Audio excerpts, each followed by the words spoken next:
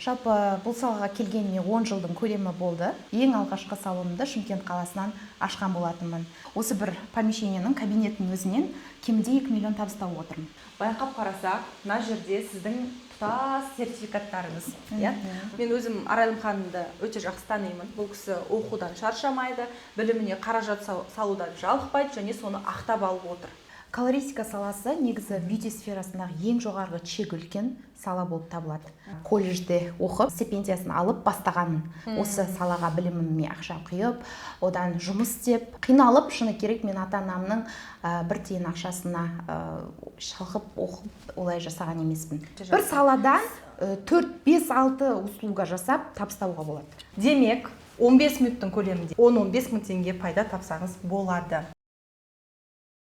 Кәсіп үлкен тәуекелді талап етеді. Ал егер қорықпай, алғашқы қадамды жасасаң, мәңгілік жетістікке жол ашады. Ендеше бүгін Бикештер бизнесі бағдарламамыздың алғашқы кейіпкері, колористика кәсібін дөңгелетіп отырған, сұлулық салоны сферасында 10 жылдық тәжірибесі бар хейр-стилист, визажист, мықты маман Арайлым Алтынбек қызының кәсібіне талдау жасайтын боламыз. Ендеше кеттік.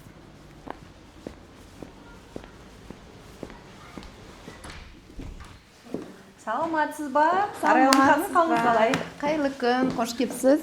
Рахмет. Сіздің кәсібіңізге келдік. Бикештер бизнесі бағдарламасы. Көңіл күйіңіз жақсы ма? Керемет, қош келіпсіздер. Ендеше біз бүгін көрермендерімізге сіздің кәсібіңіз туралы кеңірек ақпарат беріп, қалай сіз айына 2 миллион теңге табыс тауып отырсыз, соның құпиясын ашатын боламыз. Керемет. Айтыңызшы, неден бастадыңыз? Бұл кәсіпті бастау үшін ең алдымен қандай әрекеттер қажет? Ең алдымен желание, одан кейін тынбай еңбек, қалау және тұрақты еңбек. Иә. Ал қанша уақыт болды осы кәсіппен айналысып келе жатқаныңызға? Сіз өзіңіз неден бастадыңыз? Кішігірім кәсіп жолыңызды айтып өтсеңіз. Жалпы бұл салаға келгеніме 10 жылдың көлемі болды. Нақты 10 жылда жұмыс жасап жатырмын. 17 жасында бастадым, 18 жасында мастер болып, 5 жылда 50-50% жұмыс жасадым Шымкент қаласында. Одан кейін 2020-да өзімнің кәсібімді бастаймын деген мақсат қойып, 5 жылда Аллаға шүкір ең алғашқы салонымды Шымкент қаласынан ашқан болатынмын. Әліге дейін команда жұмыс жасап жатыр, ал Алматы қаласында мінекей екінші филиалымызды ашып жатырмыз. Аллаға шүкір. Үлкен тәуекел жасап, үлкен қала Алматының есігін ашып келіпсіз. Қош көрдік, қош келдіңіз. Жалпы бұған қанша капитал керек? Яғни білесіз ғой, біздің ханымдар кәсіп ашатын болса, ең бірінші ақшасын есептеп бастайды. Қалай ашам, қанша қаражат қажет деп. Сондықтан алғашқы капитал, алғашқы жарна туралы айтып беріңізші. Егер де с нуля бастайтын болса, бастапқыға ең алдымен білімге вложение салса, ары қарай сол тапқан табысынан вложениені жасай береді. Көп ақшаны талап етпейді, шығын көп кетпейді. Бастысы білімге салған ақшадан өзіңізге бір ары кетсе бастапқыға 500 мың теңгемен миллион теңгенің арасында керекті құрал жабдықтарды алып, жұмысыңызды бастап кете бересіз. Енді бізде былай ғой, салон ашу үшін үлкен қаражат қажет дейді, үлкен помещение керек дейді, одан қалса команда, мастерлар деп, кәдімгідей үлкен бір проблема қылып жіберетіндер бар. Егер бұл саланы жақсы көретін болса, өзінің қолынан келіп тұрса, обучение деп айтып қалдыңыз. Қандай обучениеден бастаған дұрыс? Ең алдымен енді жүректі тыңдау керек. Қол неге келеді, икемі соған байланысты. Икеміне байланысты. Мысалға шашты бояу, түсін шығару, колористика саласы, шаш қию, прическа, сәндеу, жалпы бір қыз келіншекті өзгеріс жасап, преображение жасату мақсатында өзін солай ұнатса, жүрек қалауы, әрине бұл жерде табыс өте мол. Мен енді сұлулық саласының барлық сферасына тоқталғым келіп тұрған жоқ, өйткені ол әртүрлі салаға бөлінеді, өзіміз білетін, макияж бар, прическа деп кете береді. Нақты осы колористика кәсібіне тоқталғым келіп тұр. Бізде көбісі ойлайды ғой, ой, шашын кім қанша бояй береді дейсің, ол салада ақша жоқ деген сияқты. Керісінше, колористика кәсібінде қыруар қаражат бар. Солай ма? Енді құпия болмаса айтыңызшы, осындай бір бөлмеден қанша табыс табуға болады? Дәл қазіргі сәтте мен өзім келгеніме Алматыға көпте болған жоқ, бірақ осы бір помещениенің кабинеттің өзінен кемінде 2 миллион табыс тауып отырмын айына. Өте жақсы.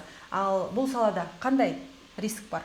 Яғни тәуекелдер туралы айтып берсеңіз. Тәуекел бастысы қорықпау керек. Клиенттің өзгерісін жасап шығаруды қаласаңыз, ақшаның барлығы осы салада деп айта аламын. обучение деп айттыңыз, өзіңнің біліміңе ақша салу дедіңіз. Енді бұл жерде икеміне байланысты әрине ары қарай оқи береді ғой. Байқап қарасақ, мына жерде сіздің тұтас сертификаттарыңыз, иә? Қайдан оқыдыңыз? Таң қалыптым, шынын айтқанда, мына жерде енді толуға сәл-ақ қалыпты. Мына жерде визажистікі де бар, хейр стилистика, колористика, иә. Мен өзім Арайлым ханымды өте жақсы танимын. Бұл кісі оқудан шаршамайды, біліміне қаражат салудан жалықпайды және соны ақтап алып отыр. Тамаша. Енді өзіңіздің осы салаңызда обучение бар ма? Яғни оқытасыз ба? Я, әрине, с нуля базовый колористика, хейр-стилистика саласын с нуля нөлден келгендерге оқытамын. Сонымен қатар действующий уже жасап жүрген мастерлерге мастер-класс өтемін. Одан бөлек повышение квалификация өтемін. Жақсы, өте тамаша. Ал енді бір ғана кабинет, бірақ біз енді көбінше салон деген кезде бір үлкен помещениені жалдап алуды көздейміз. Үлкен помещениені жалдаған дұрыс па, жоқ әлде осындай шағын ғана кабинетте жұмыс жасай беруге бола ма? Жалпы колористика саласында үлкен салон ашудың қажеті жоқ. Бір кабинетті алып, өзің күніне 3-4, 5-6 клиентке дейін қабылдай аласың. Қаласаң бір кабинетке осылай 4-5 орындық қойып, қатарынан 4-5 клиент қабылдасаң болады. Қасында әрине ассистент болады. Команда құрғыңыз келсе, өзіңізден оқытып шығарып, әрі обучениеңізді сатып, обучениеден табыс түсіріп, сол шәкіртті өзіңнің командаңа процентке отырғызып, одан да табыс түсіруге болады. Ал бастапқыда енді мен солай жасадым. Шымкент қаласында қазір әлде де командам жұмыс жасап жатыр. Өзімнің туған әпкемді де оқытқам. Ол кісіде уже 8-9 жылдық стаж бар. Мастер-колорист Шымкентте дүркіреп тұр. Гүлнұр Алтынбекқызы салоны. Сол жақта менің командамда жұмыс жасап жатыр. Біз тек қана өзімізден шыққан шәкірттерді жұмысқа аламыз. Енді қайтадан оралайықшы жаңағы тәуекелге, рискқа. Өйткені енді кедергісіз кәсіп жоқ. Барлық кәсіптің өзінің минустары бар. Оны жасырудың қажеті жоқ деп ойлаймын. Ертең осы барлық біздің айтқанымызға сеніп, жүгіріп барып осы колористиканы оқып кәсібімді аша қаламын деп қандай нәрсеге ұрынып қалуы мүмкін? Бастысы негізі ақшаға көз байламау керек. Ниет сол әйелдің қуанышын көру. Бірінші қалауын орындап беруге тырысу. Тырысу, иә, өзгеріс жасау. Өйткені ханымдар, енді шаштың түсін өзгертіп шығару ол оңай жұмыс емес. Бұл өте үлкен жауапкершілікті талап ететін сала. Егер де сіз краскілердің өлшемін дұрыс қолдана алмасаңыз, иә? Мәселен, мен өзім білем, жаңағы әр красканы пропорциямен өлшеп, барлығын бір дұрыс түске келгенге дейін сіз өзіңіз теңшеп реттеп отырасыз, иә? Сол саланың барлығын сіз үйретесіз ғой? Иә, әрине. Ал егер мынандай жағдай болды ма сізде? Клиенттің шашы ұнамай қалды. Сізге бір сары түсті сұрады, сіз бірақ ол түсті шығара алмай қалдыңыз. Бұл жерде ақшаны қайтарып беру керек па, әлде ол клиенттің қалауын орындау үшін ары қарай да тырысып жұмыс жасау керек па, не істеу керек? Негізінде бастысы бұл жерде клиентпен коммуникацияны дұрыс орнату керек. Ең бастысы сіз оның қалауын тыңдап, және де сіз оның шашының красительный базасын көресіз. Ондай түс шығады, шықпайды, барлығын біз консультацияда айтамыз. Келген клиентке біз бірдестен айтқан түсін шығарып беремін деп рисковать етпейміз. Уәде бермейсіз? Ешқашан уәде бермейміз. Себебі оның шаштың астында қандай красительный база бар екенін біз тек қана тест-прайд диагностика жасау арқылы процесс барысында көріп, содан кейін барып оған біз консультация береміз. Сіздің шашыңызда бұрын сонды осындай красительный база болған, осындай состав болған, сіздің шашыңыздан осы уровеньға дейін ашылды, ары қарай рисковать етпейміз. Егер рискқа баратын болсаңыз, шашыңыз үзіліп түсіп қалуы мүмкін деп барлығын түсіндіреміз, ескертеміз. Иә, қолхат жаздырып аламыз. Егер де ол кісі келісімін беріп, маған жоқ сол түсті жасап бер, шаштың сапасы маған маңызды емес дейтін клиенттер де болады. Маған самый главный түс шығарып берсең болады деп. Деген жағдайда ғана барып максимально жасаймыз, но соның өзінде біз шашты үзіліп түсіп қалмағанға дейін келіп, реакцияны тоқтатып, жуып, түсін шығарып беретін боламыз. Шаштың табиғи қалпын сақтауға барынша тырысамыз. Жақсы. Енді мына жерде мен 4 орын көріп тұрмын. Сіз бір мезетте 3-4 адамды қабылдап жатқан сәтіңізге де өзім куәгермін. Демек, сіз мына жерде бір кісінің шашын бояп, екіншісіне маска жасап, үшіншісін қиып, бір сәтте, ханымдар, осы жерде айта кетейік, орташа чек қандай? Средний чек 50-60 мың теңге. 50-60 мың теңге. Бір адамнан 50-60 мың теңге табыс. Жақсы, енді шығыны жоқ емес қой. Шығыны я бар. Помещениенің арендасынан бастайық. Яғни осы отырған жеріңіздің қанша жалдап отырсыз ғой енді, қанша төлем жасайсыз егер құпия болмаса? Қазір енді құпия емес, әрине осы кабинетке 200 мың теңге төлеймін. 200 мың теңге кабинетке кетеді, және тағы қандай шығын бар? Мысалы 50-60 мың теңге сізге таза пайда болып қалтаңызға түспейді ғой енді. Оның қаншасы шығын, қаншасы таза пайда? 30% шығынға кетеді. 30%. Өте жақсы. Помещениені айттық, енді тағы да қандай шығындар бар? Енді маркетингке салатын шығын бар. Таргет реклама деп жатыр ғой қазіргі таңда. Қазіргі таңда мен осыған дейін 5 жыл салонды жүргізіп, таргетологқа 300 мың зарплата, майблогеровқа 300 мың зарплата төлеп келгенмін 5 жыл бойы. Ал қазір өзім Алматы қаласында осы мына сертификаттың барлығы бекер емес, мен осы білімме уже 10 миллиондай ақша салып тастадым. Маркетингті оқыдым, мобилографияны, СММді оқыдым. Ол экспертностьтен бөлек. Жалпы өзіңізден бизнес управленияны алдым 2022-де мейтингке қарамастан. Қаңтар оқиғасында дүркірет мысалға кемі 2 миллиондай коучингізді алдым. Келіп кетуім бар, 2 ай өмір сүруім 5 миллион расход қылдым дегенде. Одан бөлек мына жерде 5-6 миллионның сертификаты жатыр. Жалпы бұл салада қазіргі таңда мен енді айтпағым нақты маркетингті өзің білу міндет. Маркетингті білу өзің білу міндетті. Себебі тартатын аудиторияңды, кім екенін, қанша жаста екенін, оның сұранысын, ол адам сізден нені қалайды, соның барлығын білу үшін сіз таргетті оқып алдыңыз. Оқып алдым. Таргет, СММ. Жақсы. Енді маркетингке кетті, помещениеге кетті, және тағы енді маркетингке жасырмай-ақ қойын, айына таргетке кемінде 400-500 мың теңге салам. Салып отырасыз, айналдыру үшін. Ол ақтайды өз-өзін. Кәсіпкер ханымдар, біз көбінше маркетингтен ақшаны жырып қаламыз, жарнамаға ақша салғымыз келмейді. Көп жағдайда енді өтірік емес, тартынып қалатынымыз бар. Бірақ негізгі кәсіптің жүруі, клиенттің келуі, ол тікелей жарнамаға байланысты. Әрине. Жақсы. Келген клиентті ұстап қалудың тағы бір жолы, ол әдемі сервис. Қарап байқап отырғандарыңыздай, Арайлым ханым үнемі осылай тәтті кофе, керемет тәттілерін қойып, шайын беріп, клиенттің жағдайын жасап қояды. Енді кофе ішкеннен кейін, шай ішкеннен кейін, ары қарай да сізге клиент келе бергісі келеді. Бұл да бір маркетингтік ход. Өте жақсы. Енді маған мынаны айтыңызшы, клиент сізге қайдан келеді?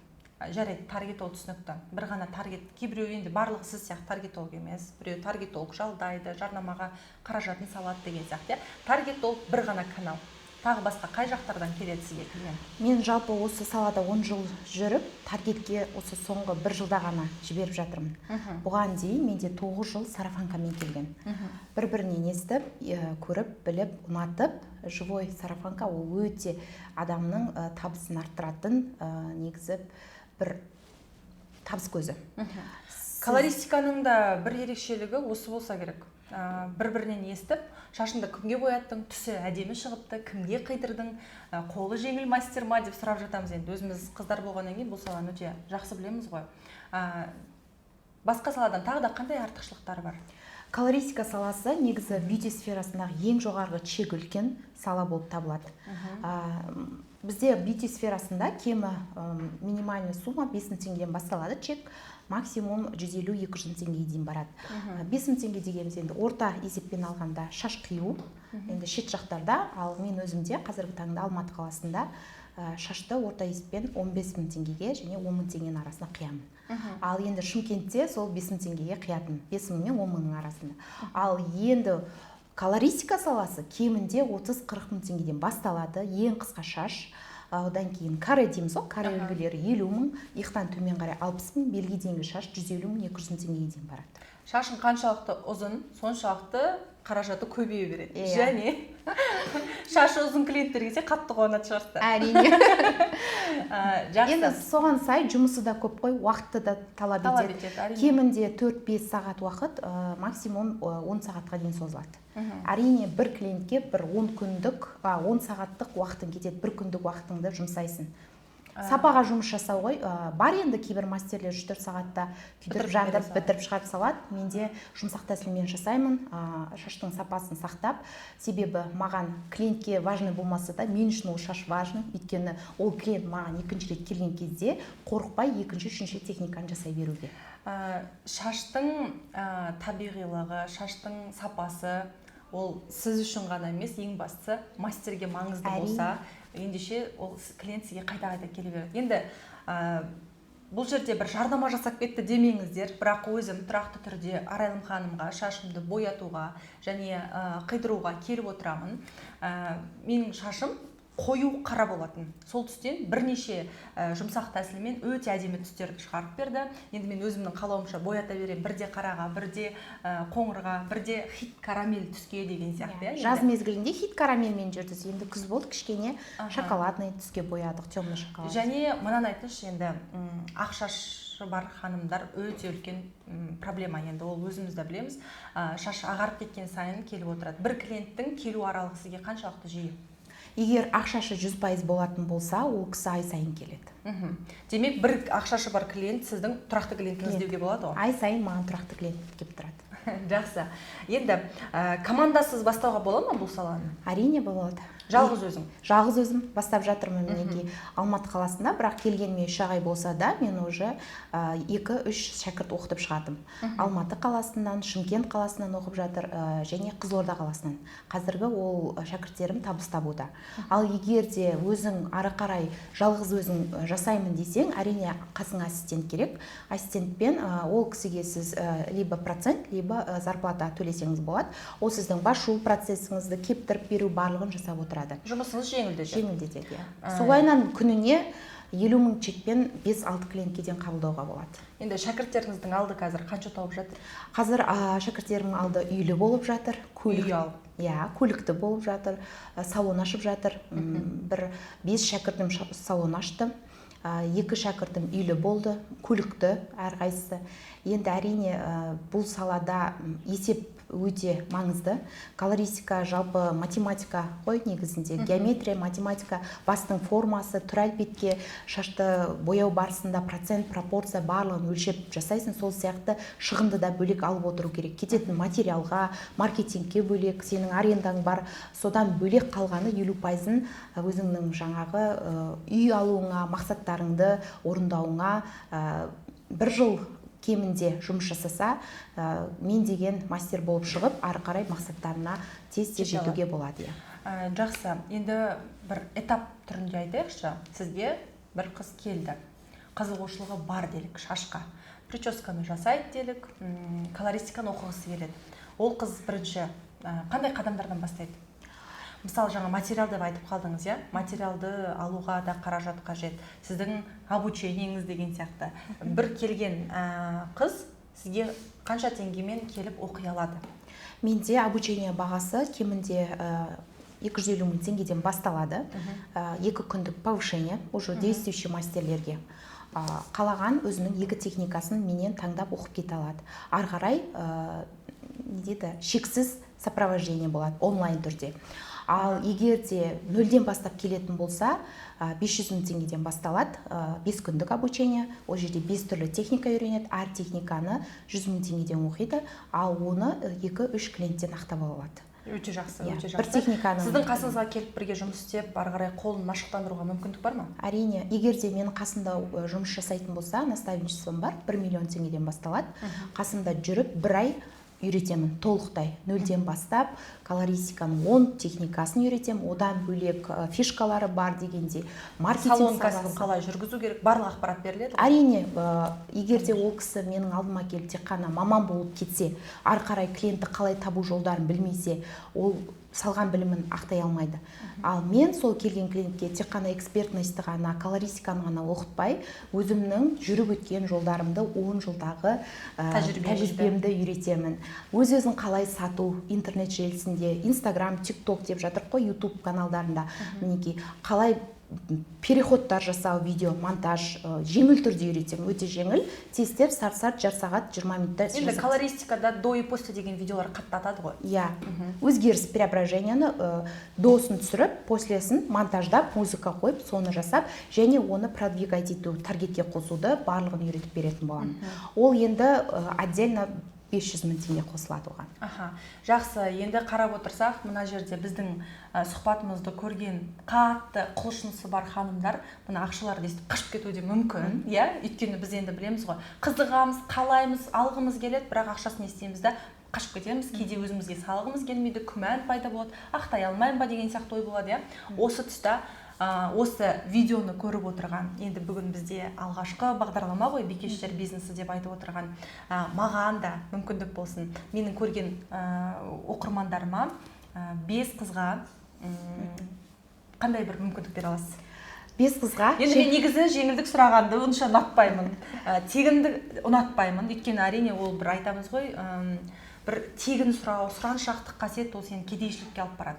Бірақ қатты оқығысы келетін ханымдардың бар екенін білемін. Кейбіреуі декретте отыр, қалай ақша тапсам болады деп. Кейбіреуі ата-анасы қамтамасыз ете алмайды, енді өтірік емес. Қазір мына қымбатшылық заманда әйтеуір бір істі тауып кетіп, табысымды тапсам деп отырған қаншама ханымдар бар. Соларға бір көмектесіп жіберейікші. Әрине, конечно, мен де өзімде осылай қиналып, бастапқы көп балалы отбасыдан шықтым, грантқа түсе алмай қалдым сол кездері, осы саланы таңдап кеттім. Сол кезде мен де шынымды айтсам, колледжде оқып, Шарага колледжі бар ғой, училищеде соның не дейді, жаңағы стипендиясын алып бастағанмын.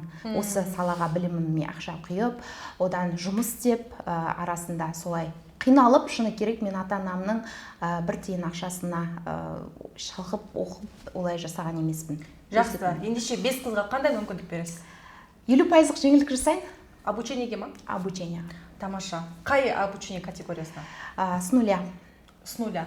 Егер сіз мүлде колористика саласынан хабарыңыз болмаса, сұлулық саласының ешқандай бір жолын білмесеңіз, бірақ осы салаға қызықсаңыз, ендеше нөлден бастап келіп жатқан ханымдарға, менің оқырмандарыма осы видеоны көріп, таратып, бөліскен оқырмандардың арасында 5 адамға 50% жеңілдік береміз. Жақсы, шарттарын біз міндетті түрде видеоның соңына жазып қалдыратын боламыз, өткізіп алмаңыздар. Мына сөрелерден мен танымал брендтің шампунь, бальзамдарын көріп тұрмын. Сіз сатасыз ба бұларды? Иә, келген клиенттерге осыны ұсынамын, күнделікті үй жағдайындағы шаш күтіміне арналған уходтар. Инсайт. Инсайт итальянский бренд. Итальяндық бренд, Инсайт, шаштың боялған шаштарға, түскен шаштарға барлығына жеке-жеке өзінің бір түрлері бар. Ал бұларды сіз оптом бағада аласыз, және өзіңіздің бір қосымша табысыңыз ғой демек. Бұл менде жалпы бизнесте менде 3 жақтан доход түсіреді. Услуга, обучение и товаркадан. Өте жақсы. Бір кәсіптен 3 доход түсіп. Мен айтатын, үнемі беретін кеңесім де сол. Кәсіп бір ғана бағыттан емес, бірнеше бағыттан табыс түсіріп тұру керек. Соның бірі товар деп айтамын, яғни товар. Демек, клиент келді, шашын боятты, 40 қызды сізге және өзінің қалауындағы күтіміне байланысты консультацияны алып, бальзам, шампуньды алып кете алады, иә? Мен бірінші шашын қараймын, ол кісіге консультация беремін. Егер шашы құрғақ болса, майлы болса, жаңа қайзақ деп жатамыз ғой, қайзақ болса, соған арналған, және зақымдалған, поврежденный шаштар болады ғой, құртылып кеткен, сол шаштарға арналған бар. Күнделікті ерлеріне де алып кетеді, күнделікті шаш жууға. Жақсы. Енді сізге келген оқушылар немесе сізден осы білімді алғысы келген тұтынушылар осы материалдарды, краскілерді қайдан алады? Әлде сіз оларға поставщик болып бере аласыз ба? Мен поставщик бола аламын. Әр қайсысына, әр шәкіртке мен жеке осы товардың оптым бағасынан беретін поставщиктердің номерін беремін. Ол кісілер өздерінің услугасын ғана сатпайды. Услугасын сатып, алдында отырған клиентке шампунь, маска, кондиционер, спрей, уход, масло барлығын сатып, сол жерде сатуды үйретемін ғой. Келе берсеңіздер шоуға деп қойын. Қосымша табысты табу жолдарында үйретесіз, иә? Демек, материалды қайдан аламын? Красканың сапасын қалай ажыратам, қандай шампунь, бальзам ұсынам деп бас ауыртпайсың. Тек өзің келсең болды, о бастан, нөлден бастап, қалай бояу керек, қандай материал қажет, қай жерден помещение алуға болады, қандай материалдарды қолдануға болады, барлығын үйретесіз. Егер де кәсіп ашам деп жатқан болса, салон красоты, оған жеке салон ашу бизнесіне арналған программам бар. Оны барлық с нуля өзімнің осы кәсіптегі 10 жылдық, 5 жылдық тәжірибемді бөлек оқытып үйретіп беретін боламын. Сізден жақсылап үйренгеннен кейін, қасыңызда жүріп тәжірибе жинағаннан кейін, ол оқушыңыз да өзі сіздің техникаларыңызды үйретуге құқы бар ма? Әрине, егер де менің сертификатымды алып, ары қарай мен жұмыс жасаймын десе, процентке 50-50 жұмыс жасаса болады. Немесе 100 000 теңге бір местан алып, өзінің клиентін ары қарай жұмыс жасап кете берсе болады, ары қарай да сопровождение жасап отырамын. Егер де өз кәсібімді ашамын, салон красоты ашып, арманымды орындағым келеді, менде бір кәсіпкер болғым келеді десе, оған оған бөлек білім беріп, ары қарай сол табысын нөлден доходқа шыққанға дейін оқытып беретін боламын. Жақсы, тамаша, өте керемет мүмкіндік. Демек, сіз шашты бояп қана емес, осындай түрлі прическаларды жасау арқылы да табыс табасыз, иә? Мысалы, мына прическа бізде Голливудский волны. Қанша теңге тұрады? 10 мың мен 15 мың арасында жасаймын. Қанша уақыт кетеді? 15 минут пен 20 минуттың арасы. 15-20 минуттың ішінде бір шашқа 10-15 мың теңге көлемінде, яғни шаштың ұзындығына, қалыңдығына байланысты табыс табуға болады. Тамаша. Бұл шаш саласында тек қана бояу қию ғана емес, шаш үлгісін сәндеу, прическа деп жатамыз, укладкадан табыс табуға болады. Ол сіздің обучениеңізге кіре ма? Кіреді, прическа ол отдельно негізінде услуга, оған отдельно сабақ өтіледі. Кемінде 5-10 прическаны әр модельге практика барысында үйретемін.